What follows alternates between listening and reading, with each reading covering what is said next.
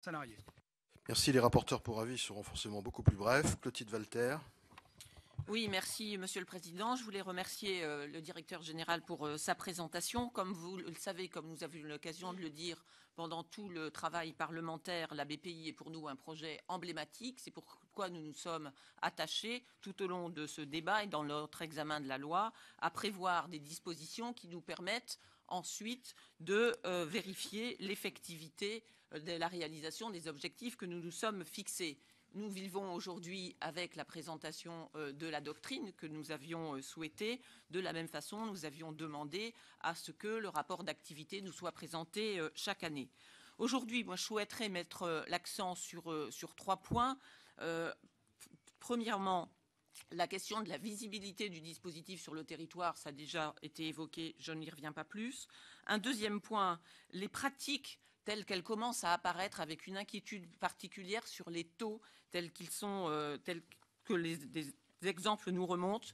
L'un sur le CICE, où il semble que les taux qui sont pratiqués correspondent à des critères liés à la situation de l'entreprise. On a entendu parler de taux de l'ordre de 5%. Deuxièmement, au titre du FSI, il y a eu on a eu connaissance d'une intervention à hauteur de 10 millions d'euros du FMEA avec des taux dans un premier temps de 4%, puis de 10%. Et il nous semble important que l'accompagnement qui soit apporté aux entreprises ne soit pas susceptible de se faire dans des conditions qui les mettent en difficulté.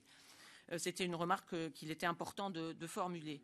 Troisièmement, j'ai effectivement souligné que nous étions très attachés à la mise en œuvre effective des objectifs que nous étions fixés. C'est pour ça que je reprendrai, j'insisterai sur ce qu'a dit Guillaume Bachelet concernant le dispositif d'évaluation qui nous semble devoir être construit pour nous être présenté et servir de base de discussion entre nous, à la fois sur l'aspect de simplification et qui vous appartient de faire apparaître une simplification des dispositifs d'aide aux entreprises, sur les effets sur les entreprises, sur l'emploi, sur les résultats financiers et sur les effets globaux, sur l'économie globale, sur les filières et sur les territoires. Et je pense que là-dessus, il serait peut-être utile que nous puissions avoir une séance de travail en commun pour discuter de ces éléments d'évaluation et de dispositifs que nous devons construire ensemble.